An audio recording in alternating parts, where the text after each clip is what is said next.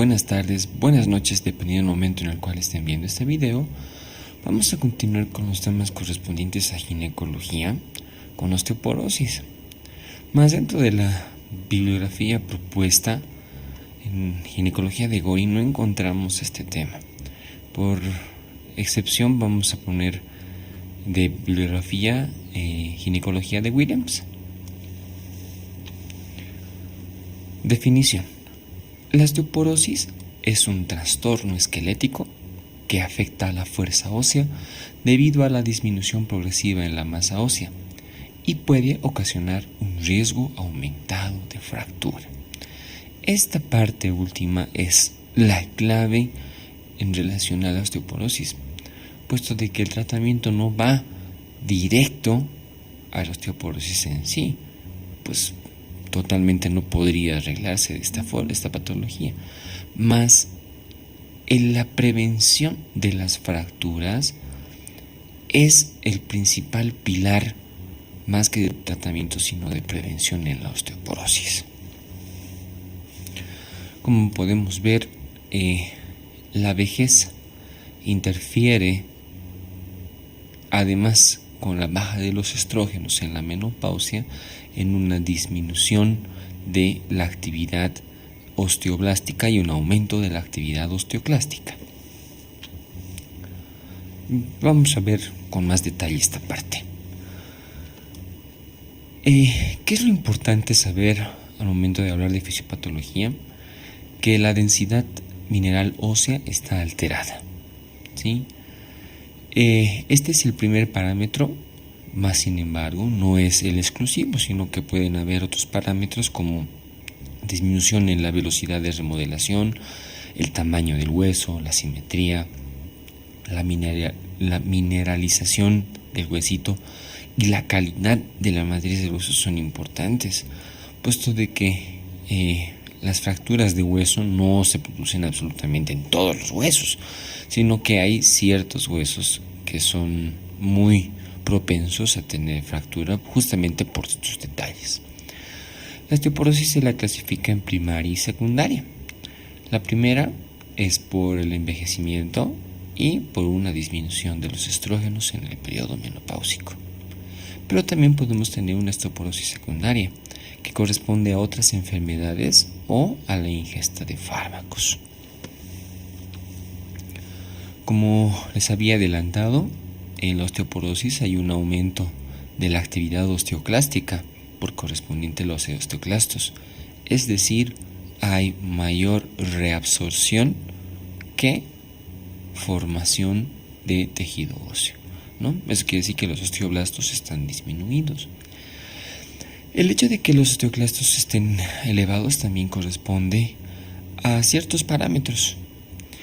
Aumenta la síntesis de calcio en el organismo, esto muy patrocinado por la hormona paratiroidea, que también se eleva, y esto condiciona a un aumento de la vitamina D, lo cual interfiere en un círculo vicioso donde la vitamina D aumenta a la par también los niveles de calcio, el que esté elevado aumenta la hormona paratiroidea, se aumenta y así va, ¿no? Por correspondiente los osteoclastos están más elevados y hay mayor reabsorción de lo que se forma.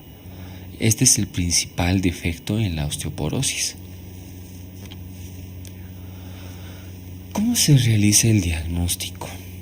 El diagnóstico es, entre comillas, con una prueba llamada densitometría ósea, que se encarga de ver unos parámetros ya establecidos en relación a tres huesos: la columna lumbar, el trocánter mayor de la cabeza del fémur, es decir, la cadera, y el radio. El hueso de radio son los tres parámetros. Los más importantes son estos dos, por la combinación y la característica del hueso.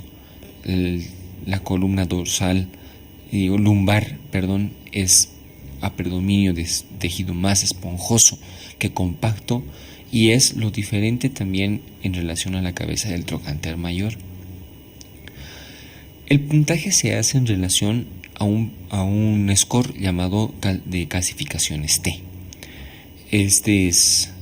Mide en desvíos estándar la característica de los tres huesos y se califica de la siguiente manera.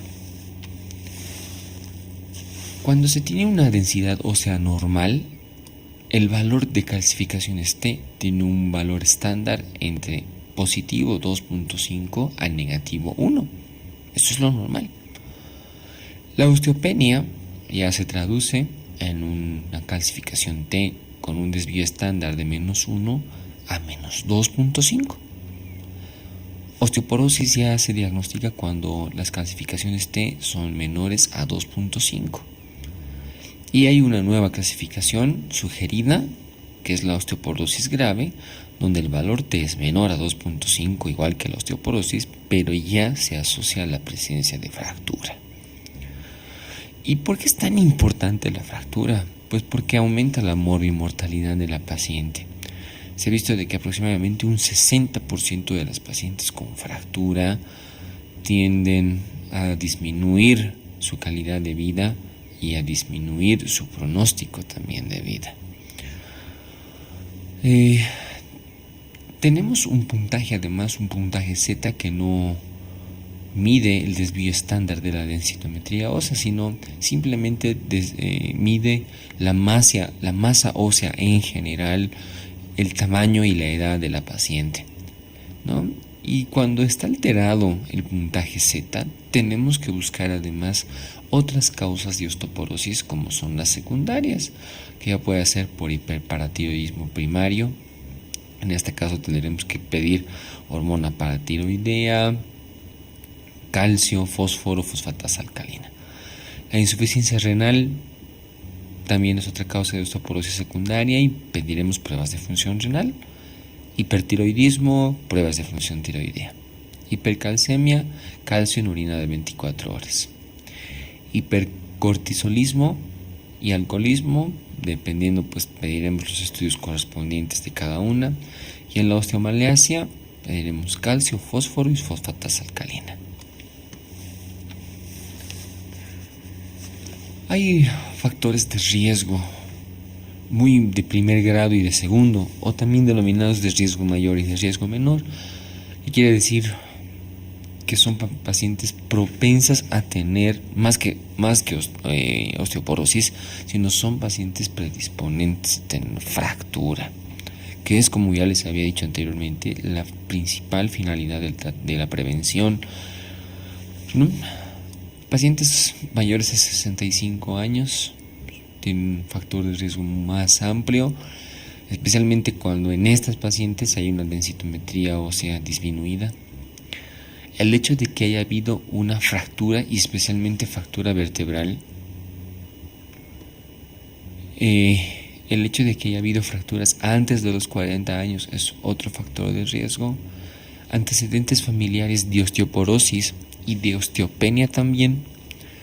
Tratamientos con corticoides prolongados, aquellos que son más de 3 meses. Síndrome de mala absorción que tenga una repercusión intestinal con el calcio. Hiperparatiroidismo primario. Osteopenia. Menopausia temprana y hipogonadismo. Ya sabemos bastante bien que la menopausia temprana es el cese de la función ovárica menor a los 40 años. Y tenemos factores de riesgo menor también, como son la artritis reumatoide, el antecedente de hipertiroidismo, toma de medicamentos anticonvulsivantes, tabaquismo, alcoholismo, cafeína, bajo peso o la toma de anticoagulantes.